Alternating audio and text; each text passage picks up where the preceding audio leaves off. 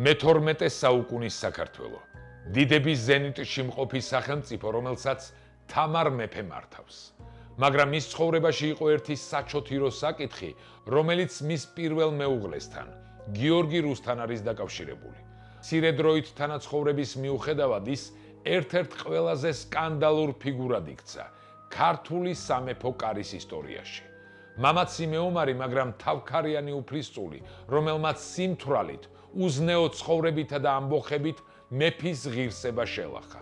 რუსის ამბოხი, გეგუთში მეფედ კურთხევა და ნიალას ველის სისხლიანი ბრძოლა იქცა ეპიზოდად, სადაც თამარმა თავისი ძალა, სიბრძნე და სიმტკიცე დაამტკიცა.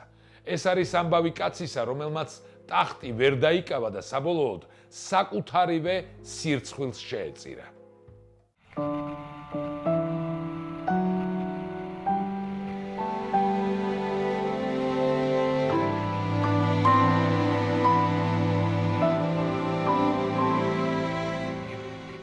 თამარ მეფის პირველი მეუღლე გიორგი რუსი ერთ-ერთი სკანდალური პერსონაა ქართულ ისტორიოგრაფიაში.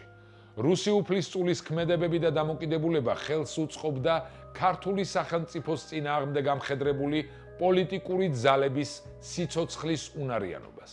რუსი ჯერ მუსლიმანური საემიროებისა და ზოგიერთი ქართველი ფეოდალის მარიონეტი გახდა. მერე აბუბექრის, ადარ-ბადაგანის მმართველის.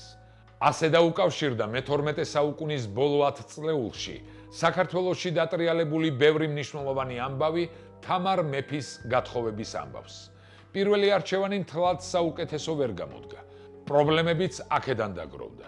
არავისთვის იყო გამოცანა ის, ვინც თამარის თანამეცხედრე გახდებოდა, გავლენიან პოზიციასაც დაიკავებდა. ერთი სიტყვით, ყველანაირი პირობა იყო იმისთვის, რომ თამარის თანამეცხედრე გამორჩეულად გულდასმით შეერჩიათ. თუმცა ეს ამბავი კი დაიწყო იმით, რომ მეჭურჭლე თუხუცესმა აბულასანმა დიდებულებს შესთავაზა რუსეთის მთავრის ანდრიას ძე იური ბოგოლუბსკი თამარისთვის ქმრად შეერთოდ. რუსეთის ტერიტორიაზე მე-12 საუკუნეში რამდენიმე სამთავრო არსებობდა, მათ შორის ერთ-ერთი გავლენიანი პოლიტიკური ერთეული იყო ვლადიმირ სუზდალის სამთავრო, რომელმაც ძლიერებას მიაღწია ანდრია ბოგოლუბსკის დროს. სწორედ ანდრიაშვილი იყო იური აბულასანი, რომ იდეალურ თანამეცხედრედ მიიჩნევდა თამარისათვის. საგულისხმოა, რომ ამ დროს იური ტახტს არ ფლობდა. მამამისის ანდრიას გარდაცვალების შემდეგ მთავრის ტიტული ჩაიგდო ხელთ მისმა ბიძამ, ვსევოლოდმა. თავად იური კი განდევნა ვლადიმირ სუზდალიდან. იმხანად იური ბოგოლუბსკი ყივჩაღების კარზე იმყოფებოდა და იქ იქარვებდა დარდს.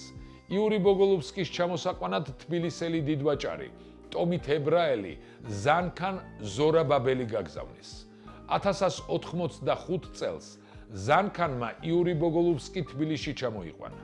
იურის ქართველებმა გიორგი რუსი უწოდეს. სწორედ ამ სახელითაა ცნობილი ის ქართულ ისტორიულ წყაროებში. თამარისათვის საქმროს შერჩევის ამ უმნიშვნელოვანესი საკითხის ასე ერთი ხელის მოსმით გადაწყვეტა, როგორც აღმოჩნდა, არ იყო გამართლებული. თავად თამარიც წინააღმდეგი ყოფილა გიორგი რუსთან ქორწინების, თუმცა შემდეგ დაჰყოლია დიდგვაროვან თანებას. თამარის მეუღლედ მარტო გიორგი რუსი არ განიხილებოდა. დიდებულთა ერთი ნაწილი ემხრობოდა ბიზანტიის იმპერატორის ანდრონიკე პირველი კომნენოსის ძე ალექსის კანდიდატურას, მაგრამ აბულასანის წინადადებას კონკურენტი ვერ გამოუჩნდა. ფაქტია, რომ თამარის პირველი ქორწინების დროს საკმაოდ გაიზარდა აბულასანის გავლენა სამეფო კარზე. ამას უნდა მოწმობდეს ის ფაქტი, რომ ამ დროს აბულასანს ებოძა ქართლის ერისთავის ტიტული. გარდა ამისა, მას დააკისრეს რუსთავისა და შვიდთა მთიელთა პატრონობა. როდესაც არჩევანი გიორგი რუსზე შეჩერდა, დიდებულთა მოტივაცია საკმაოდ ცხადი იყო. მათ თავიდანვე ზუსტად გათვალეს პოლიტიკური სვლები, საკუთარი სამეფოს გარეშე დარჩენილი რუსი უფლისწული, რომელსაც მხოლოდ სამეფო წარმომავლობა შეერჩენოდა ღირსებად. მთლიანად იქნებოდა დამოკიდებული ქართველ ფეოდალებზე. ცხადი იყო, რომ თამარის ქმარს ასეთი სტატუსით ერთობ იოლად გაიხდიდნენ მარიონეტად. თამარის თანამეცხედრე კარგი მეომარი აღმოჩნდა. რამდენიმე ომში თავი გამოიჩინა, მაგრამ მარტო მამაცურად ბრძოლა და ომში თავგანწირვა არ კმაროდა იმისთვის, რომ მეფის სრულფასოვანი ქმრის სახელი ეტარებინა. თამარის ისტორიკოსი, ისტორიანი და აზმანი შარავანდეთთანის ავტორი მიანიშნებს, რომ გარკვეული დროის შემდეგ გამჟღავნებულა ერთი საკმაოდ საჩოთირო ამბავი. გიორგი რუსს სოდომური მიდრეკილება ჰქონია, რაც თამარს დიდი რუდუნებით დაუმალავს. თავდაპირველად არ გაუმჟღავნებია, თუმცა ბოლოს ეს ამბავი დიდებულებისა და ვაზირებისთვისაც გამხდარა ცნობილი.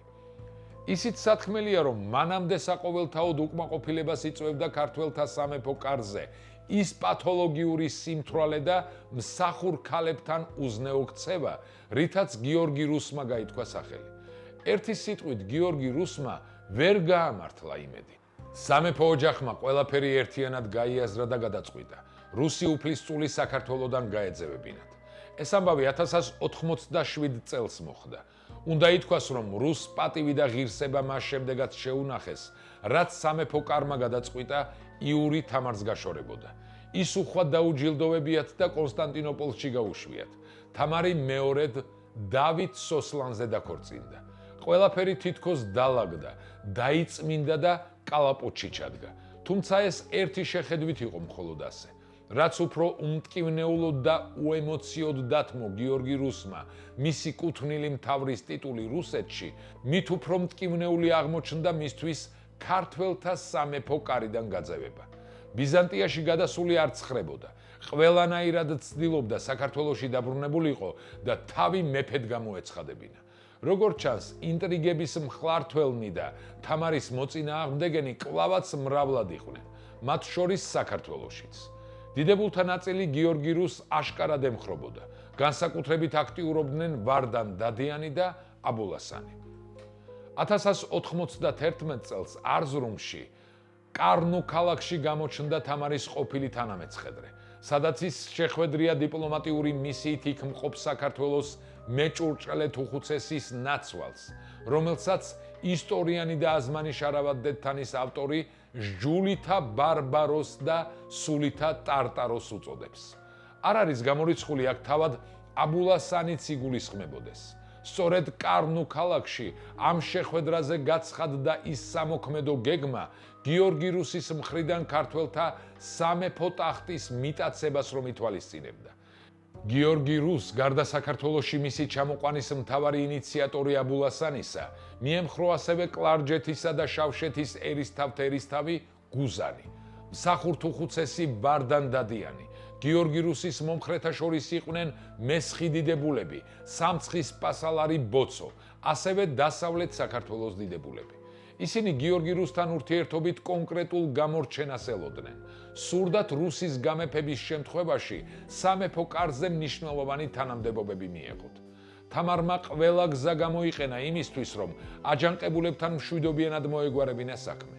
მან გიორგის მომხრეებს თევდორე პატრიარქი და ანტონ ქუთათელი მიუგზავნა. თუმცა ამან შედეგი არ გამოიღო. შენი და შენი შვილის პიროვნული განვითარებისთვის. ფასკუნჯი გურამ მეგრელიშვილის წერის საავტორო სკოლა. რა არის ფასკუნჯი? მული აღწერაში. მოვლენები ისე განვითარდა, რომ გიორგი რუსის მომხრეთა ძალადობა ძალადობითვე უნდა აღკვეთილიყო. სიტუაცია განსაკუთრებით მას შემდეგ დაიძაბა, რაც აჯანყებულებმა გიორგი რუსი გეგუთში მეფე დაკურთხეს და თამარის წინააღმდეგ აღმოსავლეთით თბილისისაკენ დაიძრნენ. თამარმა მოახერხა თავისი მომხრეები შეეკრიბა. თამარის დროშის ქვეშ დადგნენ ქართლის, კახეთის, ჰერეთის და სამცხის დიდებულები. ლაშქარს ხელმძღვანელობდა ამირსპასალარი გამრეკელი. აქვე იყვნენ მხარგრძელები და თორელები, რომელთაც თამარმა უბრძანა მთავარი ბრძოლა ჯავახეთში გადაეტანათ. თამარმა ბრძოლის წინ თავის მომხრეებს ფიცი დაადებინა. აჯანყებულებს თბილისამდე ჩამოსვლა მტკიცედ ჰქონდათ გადაწყვეტილი. მათ ლიხის ქედი გადმოლახეს და გორამდე ყველაფერი აოხრეს.